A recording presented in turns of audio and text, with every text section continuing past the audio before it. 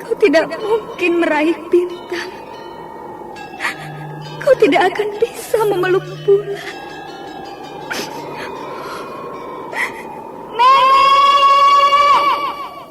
Nenek Raga Runting, ayu.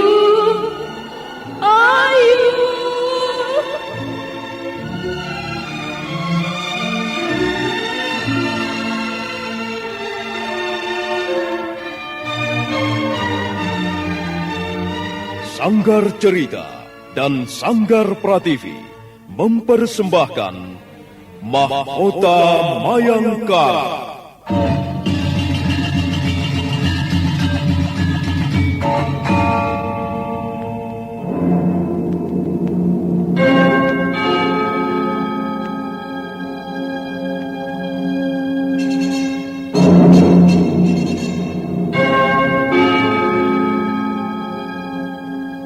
Cerita ini lanjutan dari Tutur Tinular. Kisah berlangsung pada zaman pemerintahan Prabu Jayanegara atau Kalagemet, Raja Majapahit yang kedua.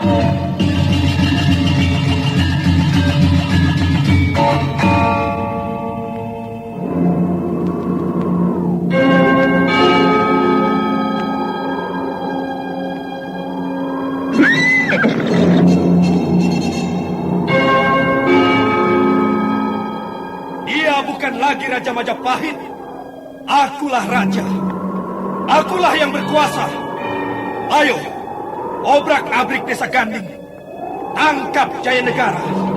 Tangkap Jayanegara.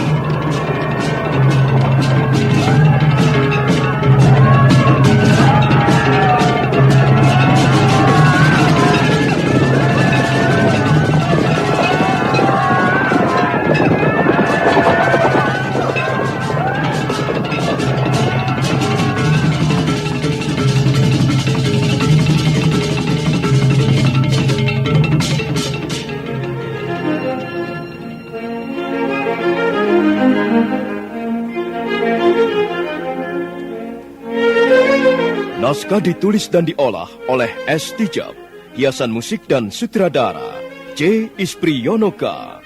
Kali ini mengetengahkan episode ke-9 dengan judul Cinta Membawa Maut.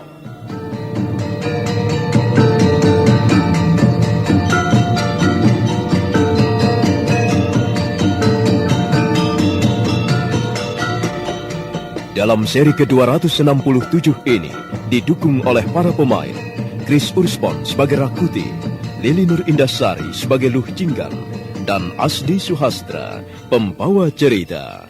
Selamat menikmati. Sandiwara Radio ini masih Anda dengarkan di channel YouTube Satria Collection. Jangan lupa tekan tombol like dan subscribe.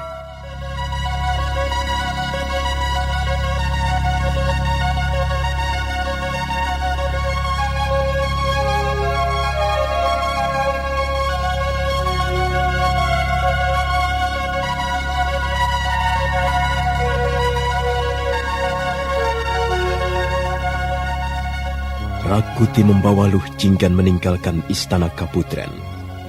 Bulan tua mengapung kesepian di angkasa raya.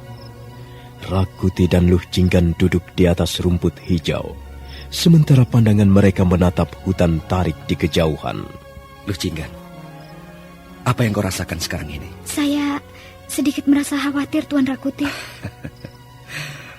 Apa yang kau khawatirkan? Saya khawatir perbuatan saya ini akhirnya terbongkar. Saya telah melakukan penyelewengan. Tidak seharusnya saya keluar dari istana Kaputren malam-malam begini. Kau sendiri mengatakan bahwa tidak seorang pun tahu kau pergi meninggalkan istana Kaputren. Sudahlah Tuan Rakuti, saya sudah melakukannya. Kalau memang harus terjadi sesuatu, saya harus bertanggung jawab. Sekarang, apa yang Tuan inginkan? Saya sudah menepati janji saya. Sekarang saya sudah berada di dekat Tuan. Apalagi yang Tuan inginkan? Luh Jinggan, aku ingin mengulangi pertemuan ini sekali lagi, dan sekali lagi. Tuan jangan mengajak saya bermain terlalu jauh. Aku tidak ingin melepaskanmu, Luh Jinggan. Aku merasakan seperti memperoleh kembali harta benda, yang paling berharga, yang belum lama hilang lenyap entah kemana. Bagaimanapun juga, saya bukanlah istri Tuan. Memang, kau bukan istriku. Bahkan belum lama kita saling berkenalan.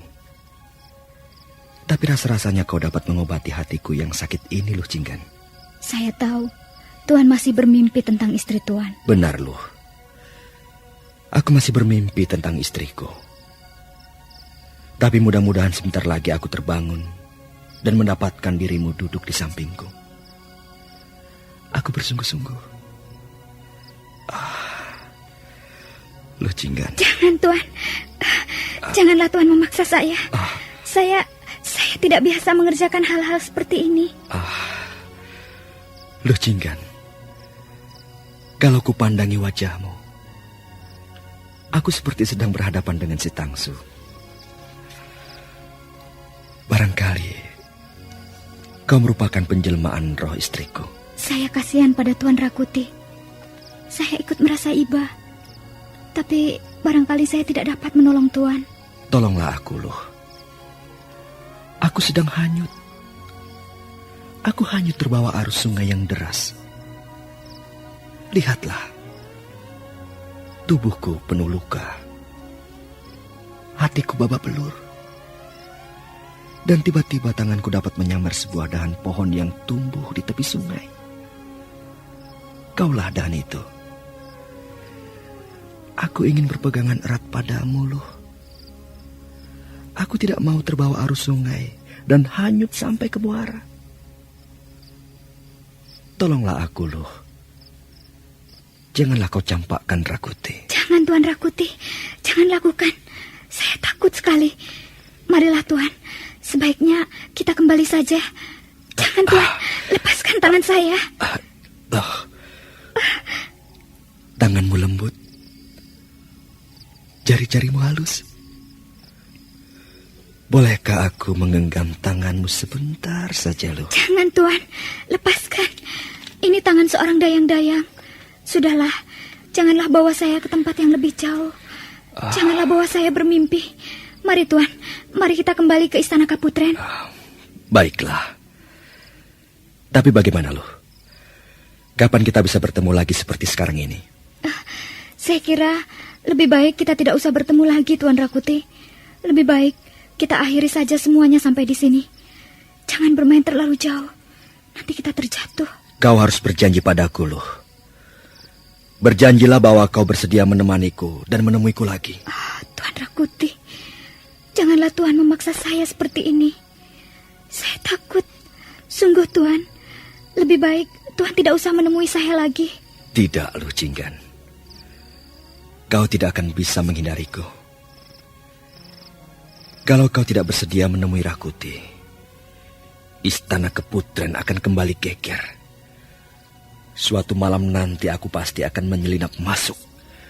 Dan kau akan terkejut.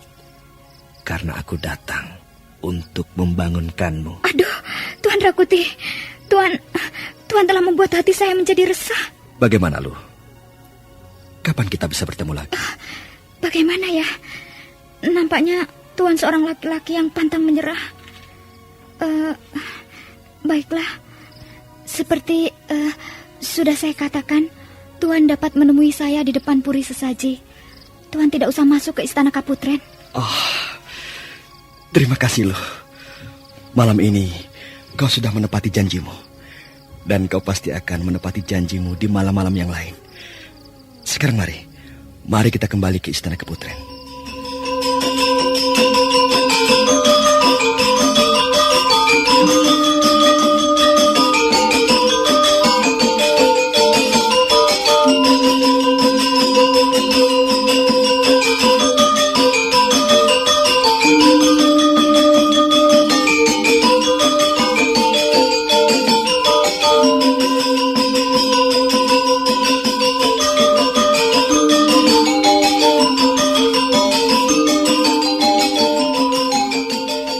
Sejak malam itu, setiap 2 hari sekali, Rakuti dan Luh Jinggan diam-diam meninggalkan Istana Kaputren. Hubungan mereka semakin lama semakin bertambah akrab. Rakuti memang seorang laki-laki yang pantang mundur. Akhirnya Luh Jinggan menyerah. Suatu malam, ketika di langit tak ada bulan, mereka kembali berkuda meninggalkan istana Kaputren.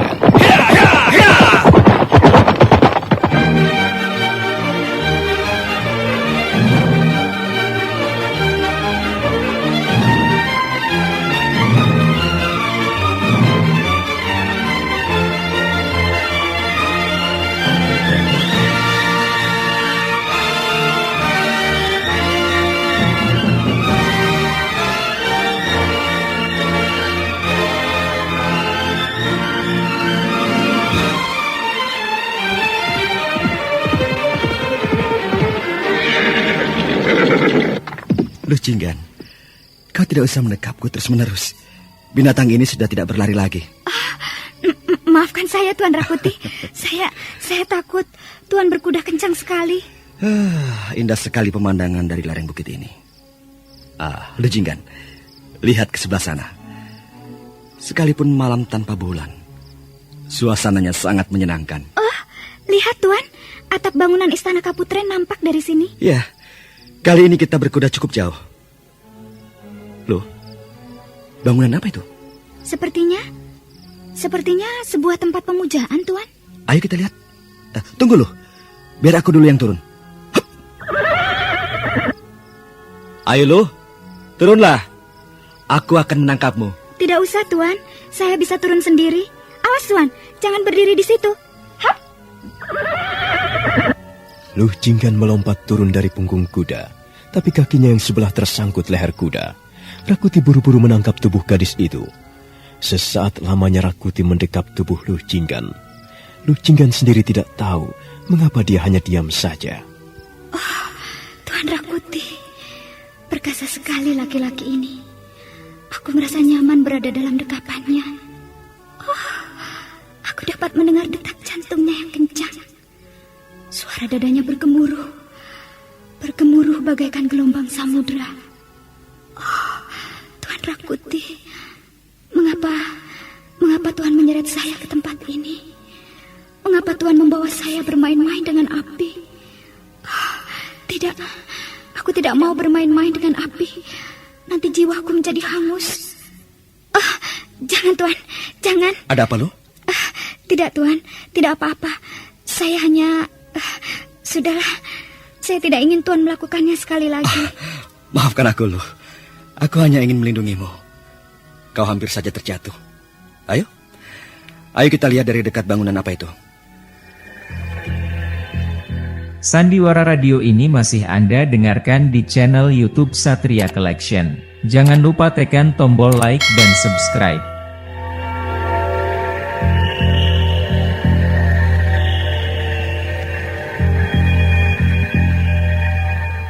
Rakuti melangkah perlahan-lahan menyusuri jalanan setapak.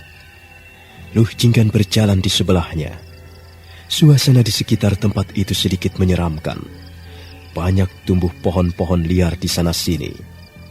Rakuti dan Luh Jinggan terus melangkah menuju sebuah bangunan tua. Bentuknya mirip sebuah candi kecil. Tapi bangunan itu sudah rusak. Sebagian besar batu-batunya porak-poranda. Tidak ada apa-apa di sini, Tuan. Hanya sebuah bangunan tua. Mungkin tempat ini dulu merupakan sanggar pemujaan. Iya, lihatlah. Mungkin tempat ini dulu biasa untuk membakar dupa. Rasa-rasanya tempat ini kurang menyenangkan, Tuan. Sedikit menyeramkan. Kau takut? Lihatlah, tanganmu dingin dan wajahmu agak pucat. Kau takut ya? Sedikit. Tidak usah takut, Luh. Tak ada yang berani mengganggu kita. Lihatlah. Tombakku ini namanya Patmayoni. Dia selalu menemani kemana aku pergi. Aku tidak pernah melepaskannya sekalipun dalam keadaan tidur. Tuan Rakuti nampak lebih gagah dengan tombak itu. Kau juga nampak lebih ayu jika sedikit merasa takut. Ayo, Luh. Ayo, kita duduk-duduk di sini. Tempat ini kotor, Tuan. Banyak daun-daun kering berserakan. Biarlah aku yang akan membersihkannya. Nah, sudah bersih sekarang. Duduklah.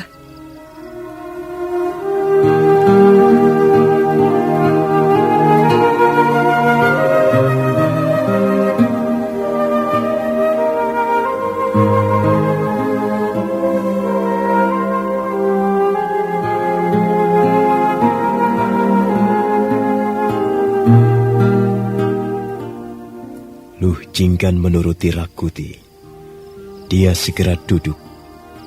Mereka duduk berdampingan di pelataran bangunan tua. Untuk sesaat lamanya mereka berdiam diri. Sekali waktu nampak beberapa ekor kelelawar terbang melintas dahan-dahan pohon. Luh Jinggan terkejut. Rakuti buru-buru menangkap tangannya. Hanya kelelawar loh. Kau tidak usah takut. Tuan Rakuti. Ada apa? Kau ingin mengutarakan sesuatu? Entahlah. Saya tidak tahu Tuan akan membawa saya pergi kemana. Untuk apa semua ini? Sudah beberapa kali kita mengadakan pertemuan gelap. Tapi saya belum tahu apa sebenarnya keinginan Tuan Rakuti. Kau ingin tahu? Sebelum kita berjalan terlalu jauh, saya harus tahu, Tuan. Luh Jinggan, aku ingin melamarmu. Aku ingin kau menggantikan kedudukan si Tangsu istriku. Bagaimana, Luh? Maukah kau menjadi istriku? Saya tidak percaya kata-kata Tuan. Aku tidak berdusta. Aku sudah mengatakan apa adanya. Aku ingin mengawinimu. Saya hanya seorang dayang-dayang, Tuan. Suatu saat nanti Tuan akan menyesal. Tuan sebenarnya dapat memilih gadis lain yang lebih terhormat, yang lebih terpandang. Mengapa harus saya, Tuan? Sayang sekali, Luh. Aku sudah menjatuhkan pilihanku padamu. Hanya karena saya mempunyai kemiripan dengan istri Tuan. Kau tidak perlu tersinggung. Aku sadar bahwa kau memang bukan istriku. Kau Luh Jinggan, bukan si Tangsu. Tapi cobalah mengerti keadaanku, Luh. Tolong pahamilah diriku ini. Aku sangat membutuhkanmu. Luh Jinggan. Jangan, Tuan Rakuti. Ini tidak baik. Lepaskan saya. Tidak, Luh. Aku tidak akan melepaskanmu. Aku akan mendekapmu seperti ini. Lihatlah, aku akan terus mendekapmu. Dan tidak akan kulepaskan lagi. Jangan, Tuan Rakuti. Jangan. Ingat, Luh Tuan. Jinggan. Tuan adalah seorang penggawa kerajaan. Luh Jinggan. Dan saya seorang dayang-dayang. Kita adalah para abdi. Janganlah kita berbuat tidak senonoh seperti ini. Jangan, Tuan. Lepaskan saya. Diamlah, Luh Jinggan. Jangan berkata-kata lagi. Aku mencintaimu. Aku sungguh-sungguh mencintaimu. Semula Luh Jinggan berusaha melepaskan dekapan Rakuti. Tapi akhirnya gadis itu diam saja. Dia membiarkan Rakuti mendekap tubuhnya erat-erat. Bahkan Luh Jinggan kemudian menyesapkan kepalanya di dada Rakuti yang bidang. Tuan Rakuti, mengapa Tuhan mengajak saya bermain api? Ini sangat berbahaya. Nanti kita menjadi hangus, terbakar dan hangus. Tuan Rakuti, Tuan Rakuti.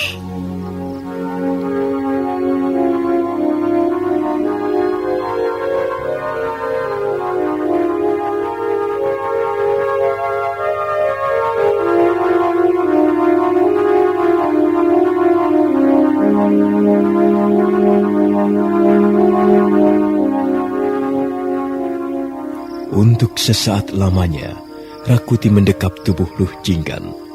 Hati Luh Jinggan berdebar-debar. Dia juga mendengar suara gemuruh dari dada Rakuti. Akhirnya gadis itu pun balas mendekap. Sementara itu malam berjalan dengan lambat. Angin bukit menyapu pohon-pohonan, dan Rakuti masih mendekap kekasihnya di pelataran bangunan tua. Tak seorang pun melihat apa yang mereka lakukan di tempat itu. Hanya pohon-pohon liar yang menjadi saksi. Kau menyesal, Luh Jinggan? Kau menyesal? Sudahlah. Kau tidak perlu takut. Aku bukanlah macam laki-laki yang senang melarikan diri. Sudahlah. Jangan menangis. Susutlah air matamu. Mari, Luh. Biar ku susut air matamu. Tidak, Tuhan. Jangan sentuh saya. Cukup. Ada apa, Luh? Mengapa kau marah padaku? Apa salahku? Tuhan sudah merencanakan semua ini, bukan? Jawablah. Tuhan sengaja sengaja membawa saya ke tempat ini untuk melakukan perbuatan yang tidak senonoh, bukan? Luh Jinggan, tenang, tenanglah. Saya benci padamu, Rakuti. Luh Jinggan, ada apa kau ini? Tunggu dulu.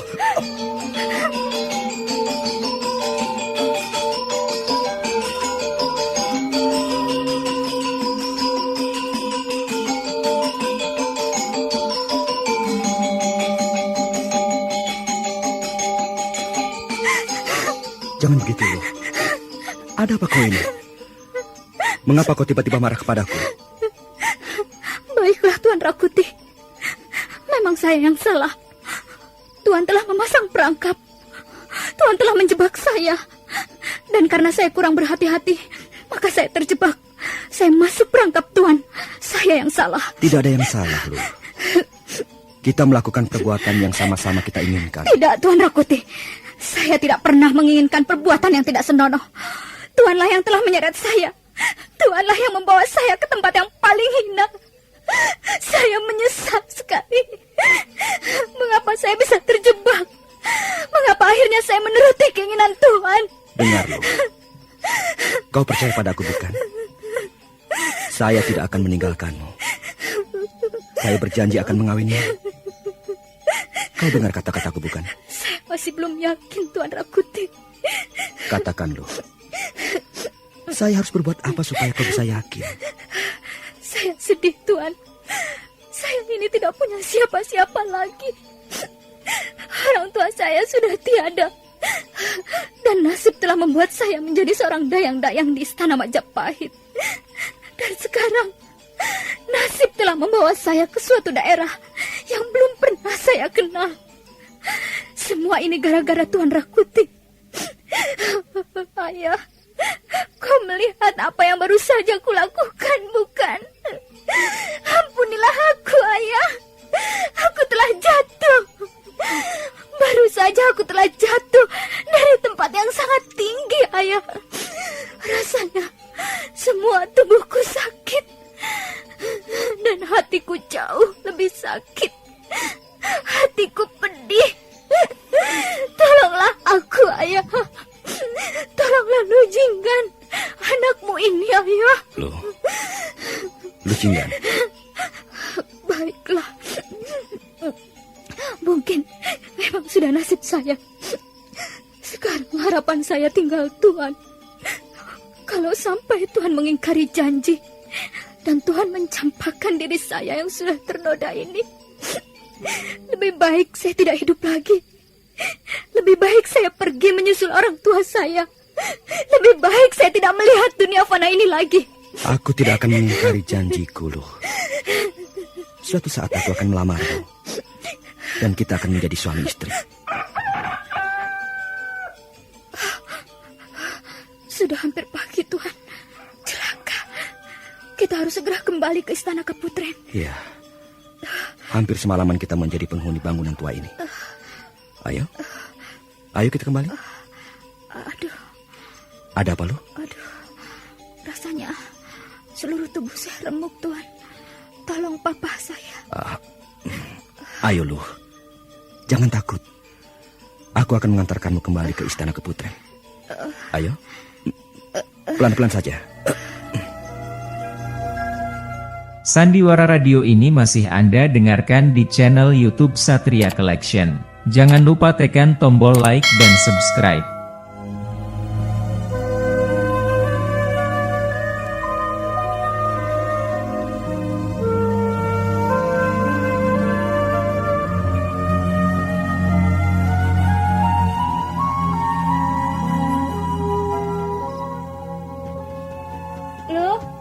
Luh Jinggan. Luh Jinggan, bangun Luh. Ini sudah siang. Sepertinya pintunya tidak dikunci. Dia masih tidur. Pasti semalam dia pergi lagi bersama Tuan Rakuti. Kasihan Luh Jinggan. Tapi memang sepertinya dia menyukai Tuan Rakuti. Luh Jinggan. Ada apa? Wajahmu pucat sekali. Kok sakit ya, Luh? Aku memang kurang enak badan. Kalau begitu, Kau sebaiknya istirahat hari ini. Biarlah kami akan memberitahu Gusti Putri. Jangan, aku masih bisa bekerja kok. Jangan memaksakan diri loh. Kalau memang kau kurang sehat, sebaiknya istirahat saja. Biarlah kami yang bertugas menggantikanmu hari ini. Tidak, sekarang aku sudah segar kembali. Semalam aku hampir tidak bisa tidur.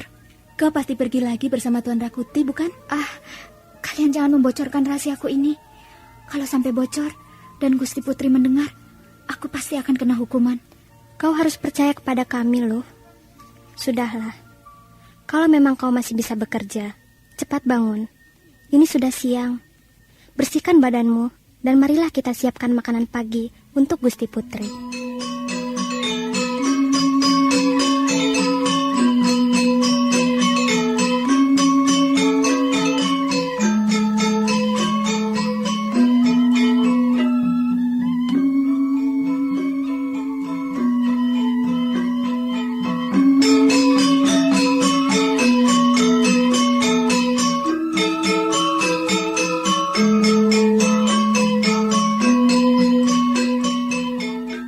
Hari itu Ramapati mengumpulkan ke-7 orang anak asuhnya di ruangan pendopo.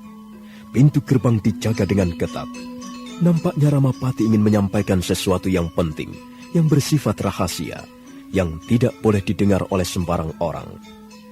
Rawedeng, Rayuyu, Rabanyak, Rapangsa, Ratanca, Rasemi dan Rakuti duduk bersila di ruangan pendopo. Sebentar kemudian sang Ramapati muncul dari ruangan tengah. Pembesar kerajaan itu duduk di atas kursi berukiran indah, sementara kakinya dilipat ke atas. Wajahnya nampak bersungguh-sungguh. Bagus. Kalian semuanya sudah berkumpul. Bagus. Anak-anakku semuanya. Kalian semuanya bertujuh adalah anak-anak angkatku. Kali ini kita akan membicarakan suatu masalah yang sangat penting. Dengarkan baik-baik. Ada satu hal yang membuat hatiku selalu risau. Ada orang yang selalu mengganggu hubunganku dengan Gusti Prabu Jayanegara. Di Istana Majapahit ini kita merupakan kelompok tersendiri. Sekalipun kita mengabdi kepada orang yang sama, tapi kita merupakan kelompok tersendiri. Kelompok yang lain kalian sudah tahu. Mereka di bawah pengaruh Rakrian Mahapatih Nambi. Nambi tidak bekerja sendirian. Nambi itu adalah orang yang pantas selalu kita waspadai. Dia bekerja dibantu Mahisa Pawagal, Arya Tadah, Lembu Anengah, dan beberapa orang punggawa kerajaan yang lain. Soal Nambi akan kita tangguhkan dulu. Sekarang ada orang yang lebih penting, yang selalu menjadi momok kita bersama. Maksudku, Tuan Putri Tribuwana. Sekarang kalian harus tahu bahwa Putri Tribuwana, janda almarhum Prabu Kertarajasa Jayawardana yang paling tua itulah yang menurut pendapatku sangat mengganggu hubungan kita dengan Sang Prabu. Sekalipun beliau seorang wanita, tapi beliau cukup berpengaruh. Karena itu, mulai sekarang kita harus memikirkan suatu cara yang paling baik bagaimana supaya wanita setengah tua itu dapat kita singkirkan. Jangan sampai dia terus-menerus bercokol di samping Sang Prabu. Bagaimana? Kalian sudah mengerti apa yang kumaksudkan? Kiranya cukup jelas, Gusti Ramapati. Hanya yang menjadi masalah sekarang ialah bagaimana cara menyingkirkan beliau. Aku sudah menemukan cara itu. Cara yang sangat halus. Cara yang jitu. Kalau rencana ini nanti berhasil. Kalau Putri Tribuwana dapat kita singkirkan, Sang Prabu Jaya Negara pasti akan menjadi goyah. Dan mau tidak mau, beliau pasti akan berpaling lebih dekat kepadaku. Ratanca. Iya, Gusti Ramapati. Bagaimana dengan tugasmu? Apa sudah kau kerjakan dengan baik? Ampun, Gusti. Sekalipun agak terlambat, sekarang hamba sudah menyelesaikan tugas itu. Bagus, bagus. Aku senang mendengar laporanmu. Sekarang aku ingin bertanya kepada kalian semuanya.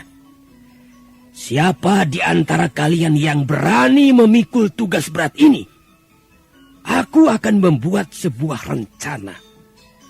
Gusti Putri Tribuana harus segera disingkirkan. Siapa di antara kalian yang berani menjalankan rencanaku ini?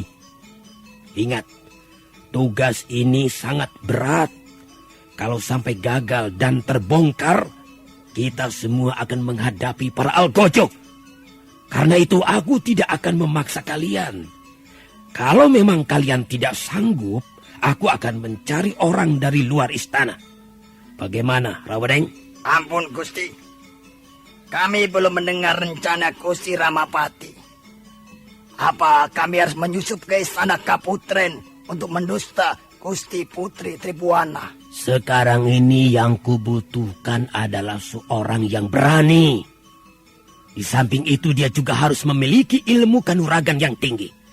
Sebab sewaktu-waktu kepergok prajurit-prajurit Majapahit, orang itu harus dapat meloloskan diri. Ampun, Gusti Ramapati. Biarlah hamba saja yang mengerjakan tugas itu. Rasmi? Ya. Kau berani melakukannya? Hamba sudah lama mengabdi kepada Gusti Ramapati. Dan menurut perasaan hamba, selama ini belum ada sesuatu yang berarti yang dapat hamba kerjakan untuk membantu Gusti. Hamba yakin ini merupakan kesempatan yang sangat baik, Gusti. Berikanlah kesempatan itu kepada hamba. Taruhannya nyawamu, Rasmi. Ya, kalau memang perlu hamba bersedia mempertaruhkan nyawa hamba. Ingat, Rasmi, tugas ini tidak boleh gagal. Dan kukira tugas ini tidak harus kalian yang melaksanakannya. Tugas ini bisa juga dilaksanakan oleh orang-orang dari luar. Aku sudah memikirkan untuk menyewa para pembunuh bayaran. Ampun, Gusti Ramapati. Menurut pendapat hamba, menyewa pembunuh bayaran atau pajineman justru dapat membahayakan kedudukan Gusti. Belum tentu orang itu dapat menyelamatkan diri jika usahanya gagal. Karena itu, Gusti, sekali lagi hamba menawarkan diri hamba ini, Gusti, untuk menerima tugas itu. Jadi rupanya kau benar-benar berani melakukannya. Iya, kalau begitu baiklah. Sekarang yang lain bubar. Kau Rasmi dan kau juga Ratanca. Kalian berdua boleh tinggal di sini. Yang lain bubar. Aku akan mematangkan rencanaku ini bersama Rasmi. Sandiwara Radio ini masih Anda dengarkan di channel YouTube Satria Collection. Jangan lupa tekan tombol like dan subscribe.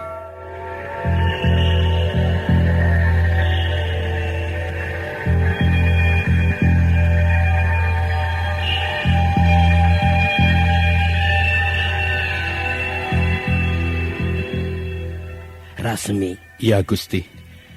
Apa kau bersungguh-sungguh berani melaksanakan tugas berat ini? Dengar, aku masih memberimu kesempatan untuk menarik kembali kesanggupanmu. Ampun, Gusti Ramapati.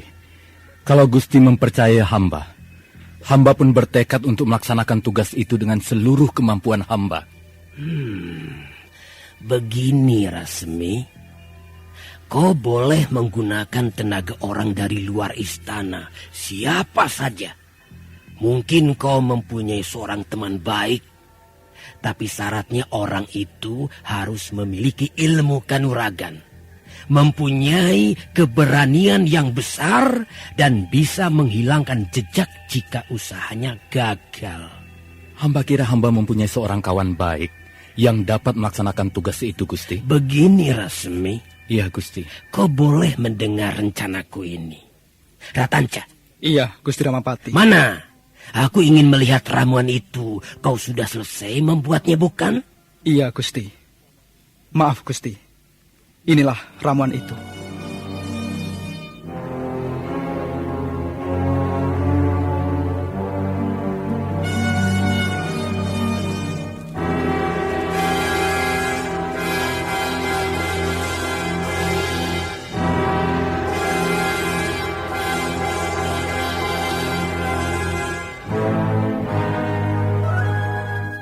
Ratanca mengeluarkan sebuah cawan kecil dari balik lipatan pakaiannya. Cawan itu kemudian diserahkan kepada Sang Ramapati. Sang Ramapati manggut-manggut. Bibirnya menyungging senyuman tipis. Untuk sesaat lamanya, laki-laki tua itu mengamat-amati cawan kecil di tangannya. Dia membuka tutupnya sebentar, kemudian mencium isi ramuan di dalamnya. Waduh. Baunya keras sekali. Apakah ini tidak kentara, Ratanca? Tidak, Gusti Ramapati. Jika ramuan itu hanya dipergunakan sedikit saja, maka baunya tidak akan kentara. Baunya akan larut dalam minuman. Racun. Racun yang lunak. Lihat, Rasmi. Ratanca baru saja selesai membuat ramuan racun. Ketahuilah, racun ini akan bekerja dengan sangat halus. Jika seseorang minum racun ini sedikit demi sedikit, setiap hari terus-menerus, maka akhirnya bubuk berwarna putih ini akan membunuh orang tersebut. Benar demikian, Ratanca? Iya, benar, Gusti Ramapati. Bagus. Orang itu hanya akan mampu bertahan selama 40 hari. Tubuhnya akan menjadi lemah, otot-ototnya menjadi kejang, dan jantungnya seringkali bergetar. Nah, Rasmi. Ya, Gusti. Terimalah cawan racun ini. Selanjutnya carilah orang yang tepat untuk melaksanakan tugas itu.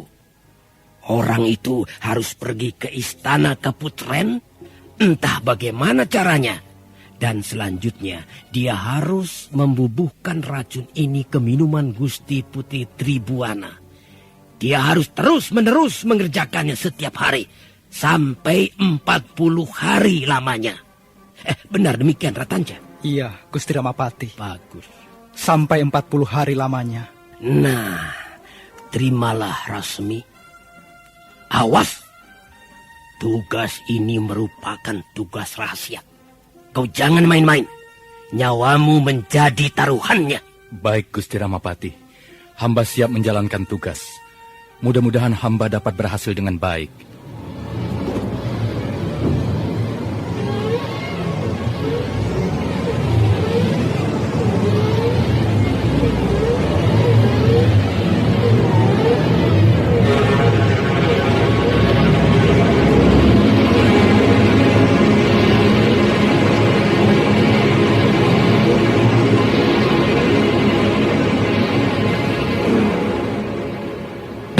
Gila, Rasmi.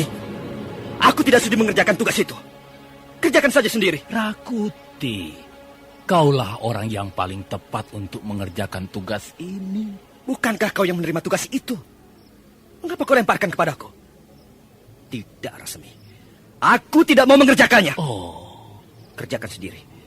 Aku tidak mau tahu soal itu. Jangan bodoh, Rakuti. Sekalipun tugas ini berat, tapi manfaatnya sangat besar. Kalau kita berhasil mengerjakannya, Gusti Ramapati pasti akan semakin percaya kepada kita. Rasmi, aku tidak mau melompati dinding benteng istana Kaputren setiap hari. Kemudian prajurit-prajurit Majapahit akan menangkapku. Kemudian aku diseret ke alun-alun dan kepalaku akan dipancung. Tidak! Kau tidak bisa membujukku, Rasmi. Aku tahu pekerjaan itu sangat berbahaya. Sandiwara Radio ini masih Anda dengarkan di channel YouTube Satria Collection. Jangan lupa tekan tombol like dan subscribe.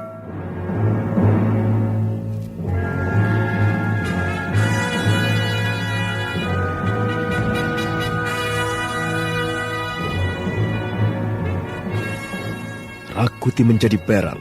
Dia tak ingin diperalat Rasmi, sahabatnya sendiri. Tapi Rasmi tidak menyerah begitu saja. Dia terus membujuknya. Nah, bagaimanakah kisah selanjutnya? Saudara pendengar, silakan menunggu seri berikutnya. Sampai jumpa.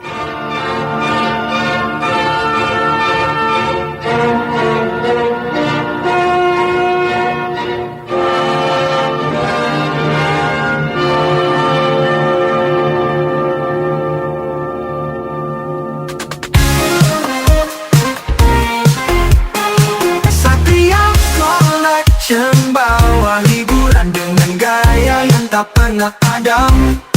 Jangan ragu, klik subscribe.